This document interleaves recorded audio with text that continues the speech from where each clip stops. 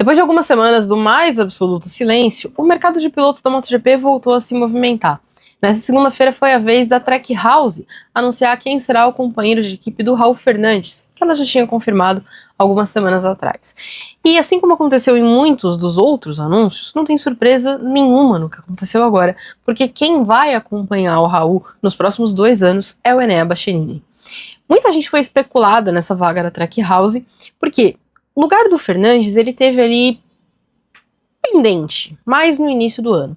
Depois, conforme ele foi ganhando performance e tudo mais, ficou claro que a situação dele estava ali só dependendo de uma nova assinatura, mas que estava razoavelmente segura. Só que no outro lado da garagem, a Trackhouse foi forçada a buscar um piloto, porque o Ai Ogura assinou com a Yamaha, vai formar dupla com o Jorge Martin a partir do próximo ano. Então eles tinham que encontrar um substituto para o japonês. E aí veio uma lista de pilotos especulados nessa posição, mas quem surgiu mais forte, nas últimas semanas foi efetivamente o Bastianini. Particularmente eu acho que o Bastianini é uma boa escolha, ainda que os últimos 2 anos dele tenham sido terríveis. O Bastianini não se entendeu com a moto da KTM e nesses 2 anos que ele passou com a Tech 3, os resultados desapareceram.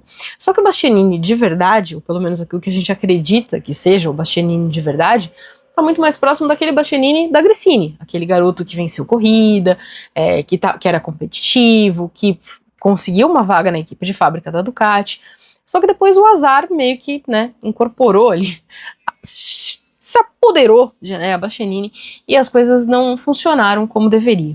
No primeiro ano dele na Ducati ele teve uma lesão e aí não conseguiu ter resultado nenhum, porque ele ficou basicamente muito tempo afastado, quando estava correndo não estava em forma. Então o primeiro ano dele foi basicamente jogado no lixo. O segundo não foi tão ruim, mas ele precisava de um ano daquele que chega com o pé na porta e conquista tudo que tem direito para efetivamente manter a posição dele, o que ele não conseguiu fazer. Então não foi uma temporada catastrófica, não foi uma temporada ruim, mas foi uma temporada que foi abaixo daquilo que ele precisava para poder se manter dentro da equipe. E aí veio a transferência para a Tech 3. É verdade que o desempenho da KTM não tem ajudado?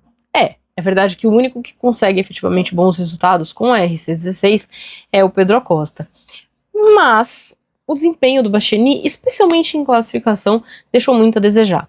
Nas corridas a gente até vê que ele consegue fazer provas de recuperação, que ele consegue avançar e ir mais para frente do grid, só que como ele larga muito atrás, o resultado fica muito prejudicado.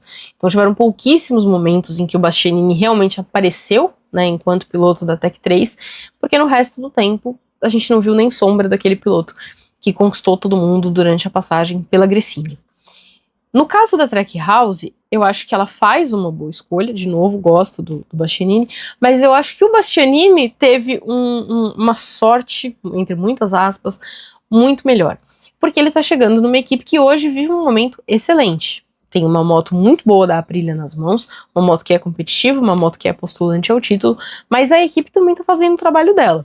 A gente não pode esquecer que a Trackhouse é a caçula entre as equipes da MotoGP. É uma equipe que tem origem na NASCAR, que foi para um mundo que ela não conhecia, um mundo completamente diferente, mas ela encaixou muito rapidamente na MotoGP. Claro, tem gente trabalhando ali que veio de outras equipes, muitos dos funcionários da RNF, que é a antiga SRT, ficaram por lá. Eles também trouxeram pessoas experientes para comandar a equipe, como é o caso do David Brivio, que também vai ser substituído, porque esse deve trabalhar na Honda, ainda que a posição oficial dele não tenha sido anunciada. Mas a Trackhouse vem fazendo um trabalho muito bom na MotoGP. As últimas corridas eles têm sido muito competitivos, tanto com o Ogura quanto com o Raul Fernandes, vencendo corrida, conseguindo dobradinhas, resultados expressivos em sprint, em classificação. Então é um momento muito bom da Trackhouse.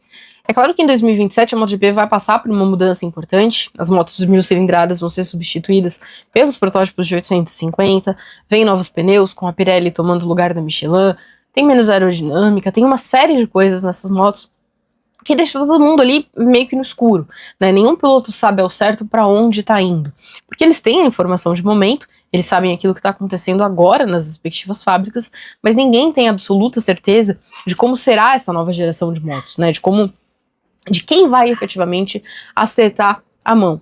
Pode ser que Ducati e Aprilia não consigam o mesmo nível de performance que elas têm hoje, e que sejam surpreendidas, por exemplo, pela Yamaha, que hoje está ali arrastando corrente. Então, 2027 é um ano de muita incerteza, mas mesmo assim, com o conhecimento que se tem agora, né, com a informação que se tem de momento, ir para a Aprilia é uma boa escolha.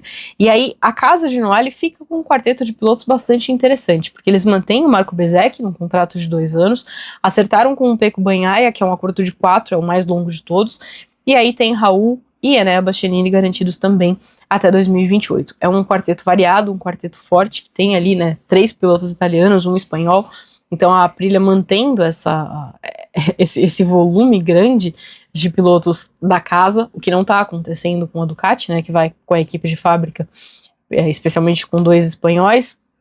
Na satélite Gresini também já foram confirmados 2 espanhóis, e a gente está agora na expectativa do que vai acontecer com a VR46, mas a gente já sabe que o Firmin Aldeguer vai se transferir para lá, porque se ele não ficou na Gresini, ele tem um contrato com a Ducati, é a única opção que resta. A outra vaga deve ser do Nicolo Bulliga, então deve ser o único italiano, efetivamente, nesse esquadrão de 6 pilotos da casa de Borgo Panigale.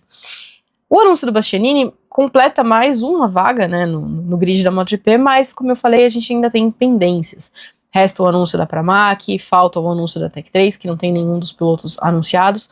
Na Pramac, o mais cotado é o Izan Guevara, que é um piloto da equipe na Moto2, então a expectativa é de que ele seja promovido para a classe rainha, enquanto na Tech 3, os rumores apontam para Luca Marini e Senna Agios, com o Senna Agios vencendo a disputa com o Manu Gonzalez por esse lugar. Só um parênteses aqui. Muita gente comenta, né, o fato do Manu Gonzalez brigou pelo título ano passado, tá na liderança do campeonato desse ano, e ele não consegue esse lugar na MotoGP.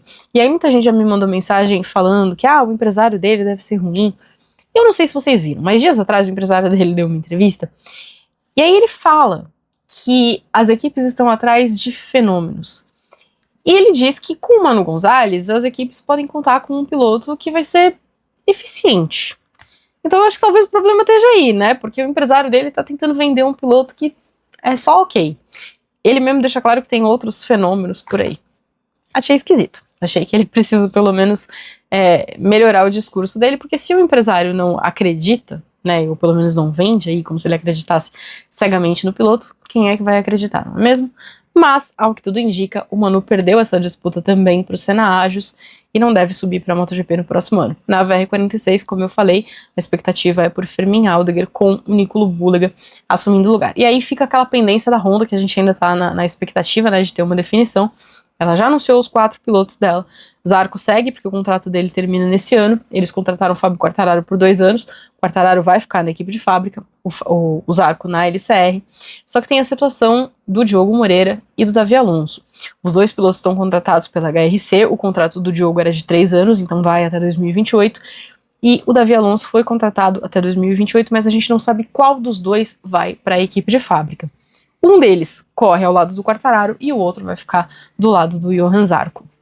Então a gente tem só essas pendências no grid, mas por enquanto as coisas estão tomando forma de acordo com os rumores, né? Não teve ninguém aí que comeu efetivamente bola e anunciou alguma coisa errada. A imprensa internacional está especulando muita coisa nas últimas semanas e eles conseguiram mais um acerto. Enea Bastianini vai ser o piloto da Trackhouse, formando dupla com o Raul Fernandes, numa equipe que chegou num status diferente nesse ano e que no ano que vem, repaginada, vai ter que trabalhar duro para se manter nessa posição também com uma nova moto. Mas aí também vai depender do acerto ou não da Aprilia. Veremos. Agora me conta aí, você acha que a Enea Bastianini foi uma boa escolha para a Trackhouse? E mais do que isso, a Trackhouse foi uma boa escolha para a Enea Bastianini? Me conta e a gente se vê depois. Valeu!